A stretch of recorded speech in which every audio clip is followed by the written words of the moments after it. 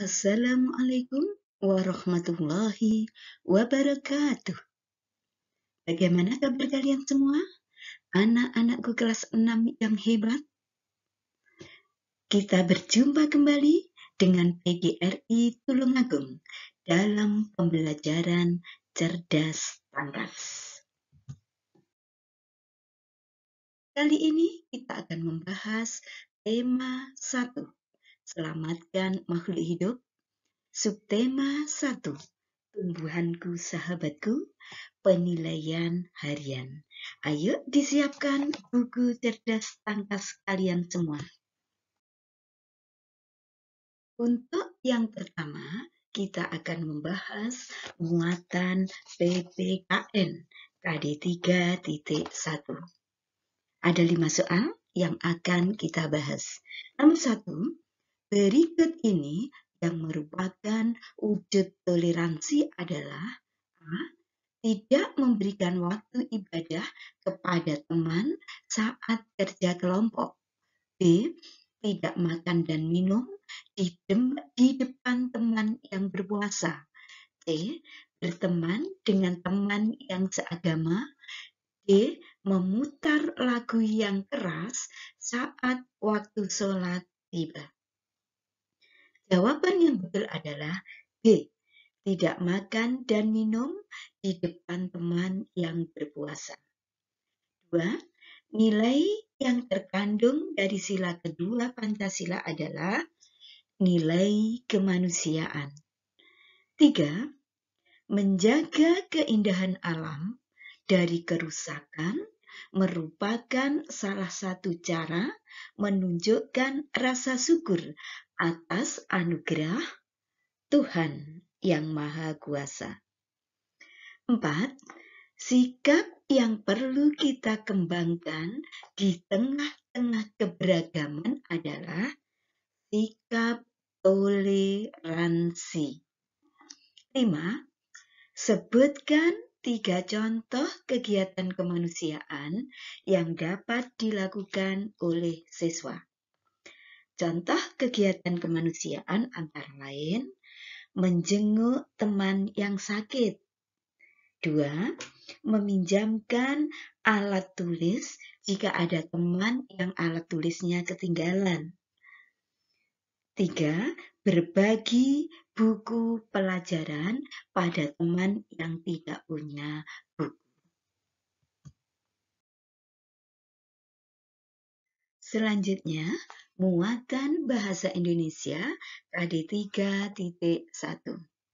Bacaan berikut untuk soal nomor 6 sampai 10.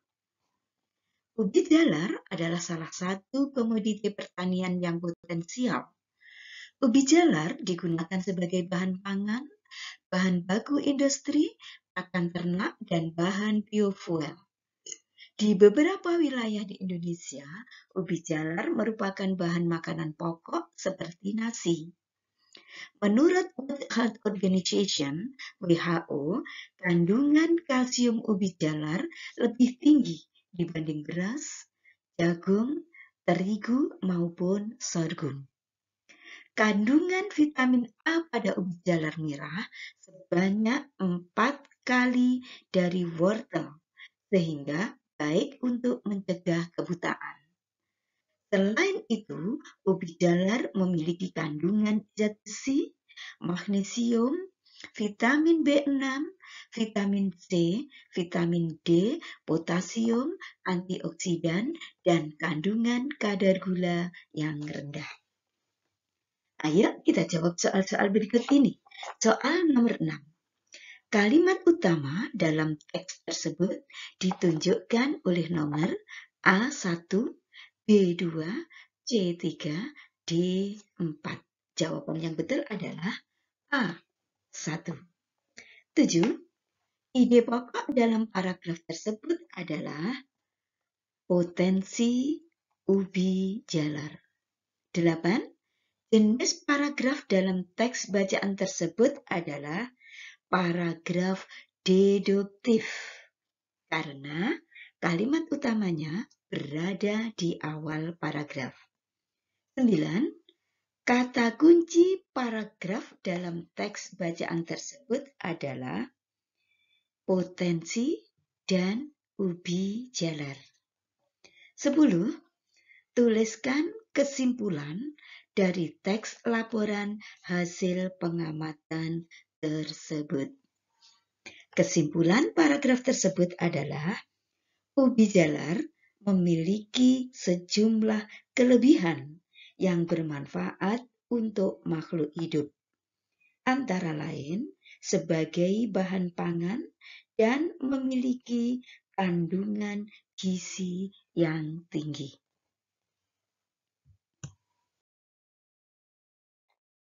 Selanjutnya, muatan IPA KD 3.1. Mengerjakan soal-soal berikut ini dengan benar. Soal nomor 11. Di bawah ini, tumbuhan yang berkembang biak secara generatif adalah wortel, jambu, pisang, dan pepaya. B. Bambu, padi, bawang merah, dan mawar. C. Mangga, jagung, tomat, dan durian. D. Kentang, jahe, kunyit, dan singkong. Jawaban yang betul adalah C. Mangga, jagung, tomat, dan durian. 12. Bunga sepatu memiliki benang sari dan putik dalam satu tangkai. Karenanya bunga sepatu disebut bunga sempurna. 13. Autogami adalah istilah untuk penyerbukan sendiri. 14. Rumput tegi berkembang biak dengan menggunakan gerabah. 15. Jelaskan dengan singkat proses terjadinya penyerbukan. Penyerbukan diawali dengan jatuhnya serbuk sari pada kepala putik, pada bunga, pada tumbuhan yang lain. Selanjutnya akan terjadi proses pembuahan, yaitu peleburan alat kelamin jantan dan betina sehingga terbentuklah bakal biji atau bakal buah.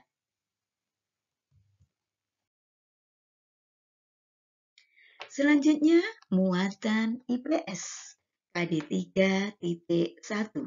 Ayo mengerjakan soal-soal berikut ini dengan benar. Myanmar adalah satu-satunya negara anggota ASEAN yang memiliki iklim A. Tropis, B. Subtropis, C. Sedang, D. Dingin. Jawaban yang betul adalah B. Subtropis. 17. Negara anggota ASEAN yang memiliki wilayah perairan yang luas adalah negara Indonesia. Nomor 18. Thailand pada tahun 2022 mengubah ibu kota Thailand menjadi Krung Thep Mahadakon. Saya ulang, Krung Thep Mahadakon. Jadi ibu kotanya baru. 19. Kelompok etnis yang mendiami negara Singapura adalah Melayu, Tionghoa, India, dan bangsa Eropa. 20. Sebutkan kesamaan antara negara Indonesia dan negara Filipina. Kesamaan antara Indonesia dan Filipina adalah 1. Sama-sama merupakan negara kepulauan. 2. Sama-sama dipimpin oleh seorang presiden. 3. Sama-sama merupakan negara agraris. yaitu negara yang sebagian besar penduduknya petani.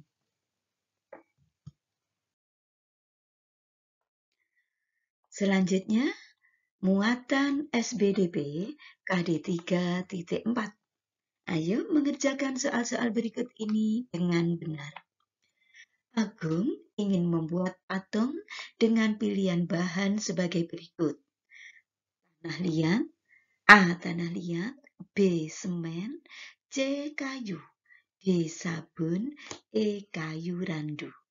Agar patung yang dibuat tahan bertahun-tahun, bahan yang bisa dipilih adalah A dan D, B dan C, D dan B, D, E dan C. Jawaban yang betul adalah B dan C, yaitu semen dan kayu jati. 22. Bahan membuat patung yang dapat diperoleh di sawah adalah tanah liat. 23. Patung yang berbentuk abstrak disebut patung non-figuratif. 24. Patung yang dibuat untuk tujuan dijual, patung yang dibuat oleh pematung atau pengrajin di lokasi wisata untuk indera mata adalah jenis patung kerajinan. 25. Jelaskan perbedaan patung dada dan patung torso. Patung dada adalah patung yang menampakkan bagian dada sampai bagian kepala. Sedangkan patung torso adalah patung yang hanya menampakkan bagian tubuh saja, mulai dari panggul sampai dengan dada dan sedikit leher. Nah, demikian tadi pembahasan tema 1, subtema 1, penilaian harian. Semoga bermanfaat. Terima kasih. Sampai jumpa di video pembelajaran berikutnya. Jangan lupa tetap bersemangat. Saya akhiri. Wassalamualaikum warahmatullahi wabarakatuh.